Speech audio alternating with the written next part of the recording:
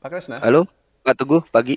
Sorry, pagi. Pak. Ya Ya, silakan Pak Kresna. izin bertanya, Pak. Ya, mau nanya, ini kan inflasi di Amerika makin lama makin tinggi, Pak. Dalam waktu 10 tahun terakhir, angkanya makin tinggi. Saya cuma mau tanya, ini impact-nya ada nggak, Pak, ke bursa kita? Apa bursa kita nanti asing tarik lagi seperti yang kayak kemarin? Karena jujur saya sebenarnya tahun ini maunya akum terus gitu, Pak. Ya, Gitu. Makasih, Pak. oke, ya. Nah, sekarang kita lihat dulu datanya ya. Jadi Bapak Ibu sekalian, memang salah satu website yang paling sering saya baca setiap hari, setiap saat, itu adalah Trading Economics karena di sini datanya lengkap sekali. Kita mulai dari halaman awal deh. Nah, ini ada data perkembangan ekonomi semua negara, termasuk Indonesia. Tapi yang paling besar di atas ini tentu saja United States ya. Ini ada GDP, pertumbuhan GDP, suku bunga, inflasi. Nah ini ya inflasi, pengangguran, government budget dan seterusnya. Kita lihat yang inflasi ini dulu. Nah, Bapak Ibu pasti udah baca beritanya di mana-mana ya. Jadi kan memang sudah data inflasi ini dirilis setiap bulan dan angkanya adalah angka secara year on year. Jadi untuk bulan April 2021 ya, angkanya itu naik 4,2% dibanding April 2020 gitu, seperti itu. Jadi dibandingannya dengan bulan yang sama tahun sebelumnya. Data terakhir untuk bulan Mei adalah angkanya naik lagi dari tadinya 4,2% menjadi 5,0%. Dan ini adalah angka tertinggi sejak, coba kita lihat. Nah ini, sejak tahun 2008 ini. Tahun 2008 ini sempat hampir menyentuh 6%. Dan sekarang kita sudah 5%. Dan ini kan apa ya, naiknya tuh kayak kencang sekali gitu loh. Kalau yang lain kan naik turun, ini dia kencang sekali nih naiknya seperti itu.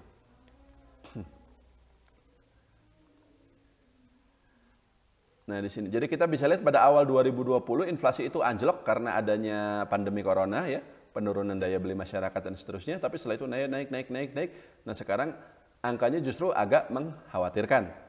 Jadi begini, saya jelaskan dulu sedikit tentang inflasi itu sendiri ya. Inflasi itu kan penurunan nilai mata uang.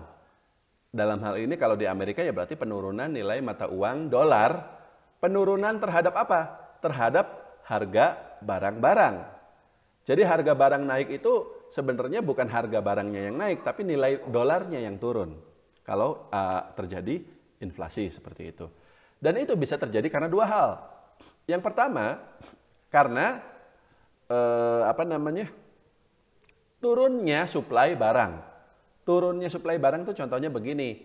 Anda pergi ke pasar, Anda mau beli telur, ternyata tidak ada. Yang tadinya telur itu ada banyak, sekarang yang jual cuma satu toko doang. Akhirnya semua orang ke situ. Biasanya apa kalau terjadi seperti itu? Harganya naik kan?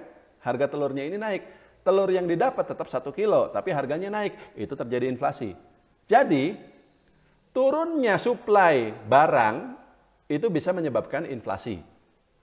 Yang kedua, barang-barang ada banyak, tapi orang yang mau beli juga banyak. Demand-nya yang naik, suplainya tetap tapi demand yang naik. Demand ini bisa naik karena apa? Ya karena orang punya banyak duit. Orang punya banyak duit salah satunya karena apa? Karena pemerintah cetak uang itu sendiri. Dan itulah yang terjadi di Amerika Serikat sana. Amerika Serikat, bank sentralnya, the Fed, itu kan cetak dolar, dikasihkan ke pemerintahnya, ke presiden, ya, ke government, federal government. Kemudian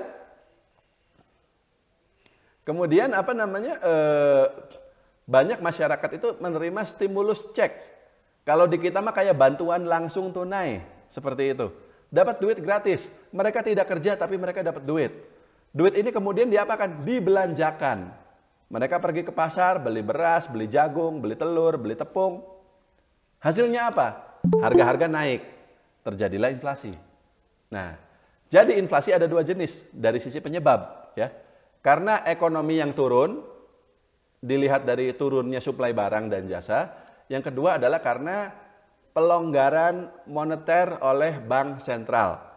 Atau bahasa gampangnya, ketika bank sentral cetak uang, sehingga jumlah uang yang beredar jadi semakin banyak. Di Amerika yang kedua inilah yang terjadi. Poin yang nomor 2 inilah yang terjadi. Ekonomi sebenarnya sudah mulai recover lagi ya. Kita lihat lagi datanya nih di sini. Sebentar.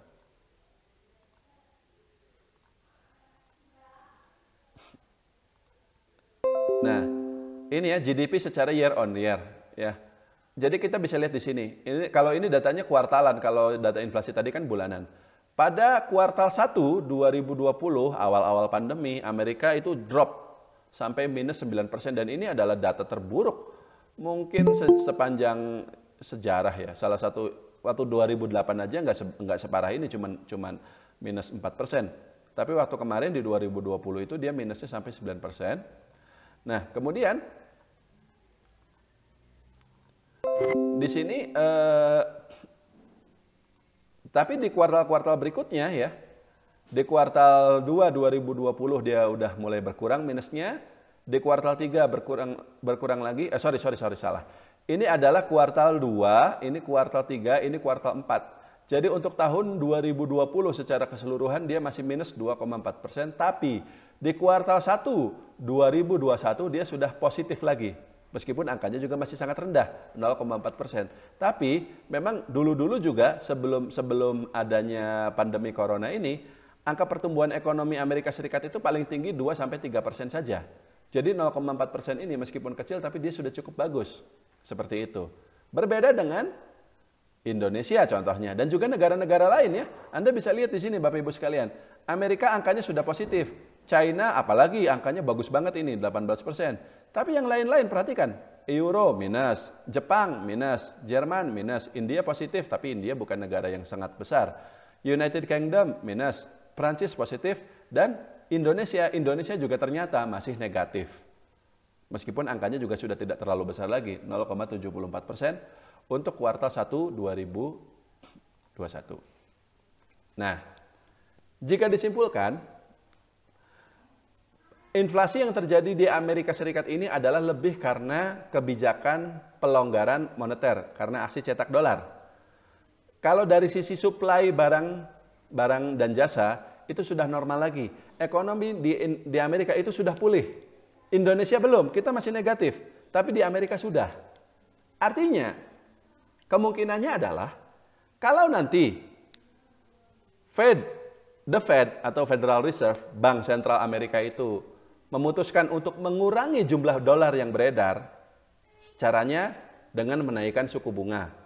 Kalau suku bunga bank naik, orang-orang yang tadinya belanja segala macam, itu akan mulai menaruh uangnya di bank. Karena kalau suku bunga naik itu berarti bunga deposito juga naik. Jadi ya daripada dibelanjain, mending ditaruh di bank lah. Kalau duit yang beredar masuk semuanya ke bank, maka duit yang beredar di masyarakat berkurang. Harapannya inflasi turun. Tapi kalau itu yang terjadi apa?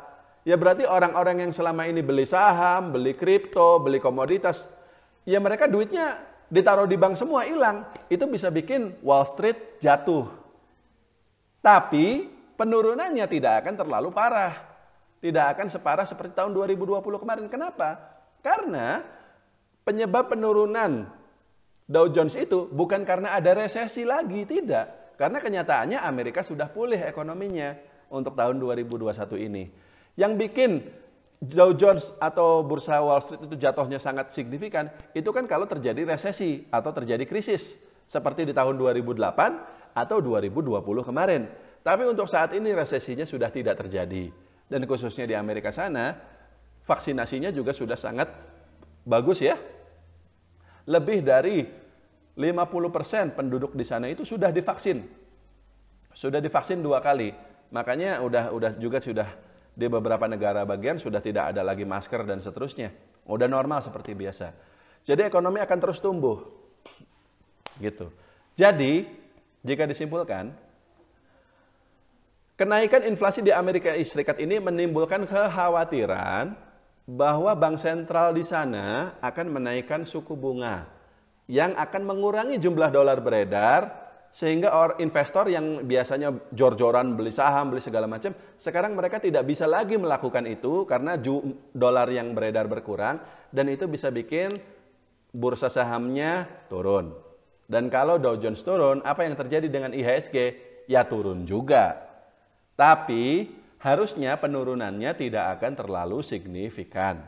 Dan menurut saya kalau misalnya Dow Jones dari 34.000 turun ke 30.000, ya masih wajar itu. Mau naik sampai berapa lagi? Kan udah tinggi banget itu. Warren Buffett aja nilai kekayaannya sekarang sudah 100 miliar dolar lebih karena harga saham Berkshire Hathaway-nya naik terus. Itu sebenarnya malah justru bikin kita khawatir kalau bagi fundamentalis ya. Harus turun, tapi nggak akan banyak juga turunnya. Kenapa? Karena misalnya nanti ketika ada berita The Fed naikin suku bunga, akan disusul berita berikutnya. Ekonomi pulih, pengangguran turun, dan seterusnya. Jadi, kalau misalnya Wall Street turun, tapi turunnya nggak banyak, biasanya dampaknya ke negara-negara lain, termasuk Indonesia, juga tidak akan signifikan. Iya, kita akan turun, tapi nggak akan sampai panik-panik banget lah. Ya kenyataannya waktu kemarin IHSG turun sampai 5.700, saya perhatikan orang nggak panik juga tuh, biasa aja. Tapi kita nggak akan gitu turun sampai ke 5.000 gitu, enggak. Tapi kalau untuk turun ke 5.700 itu masih mungkin, tapi itu normal saja, kita nggak usah khawatir seperti itu. Kurang lebih seperti itu Pak Kresna, sudah cukup? Cukup Pak, makasih banyak Pak. Terima kasih, mari.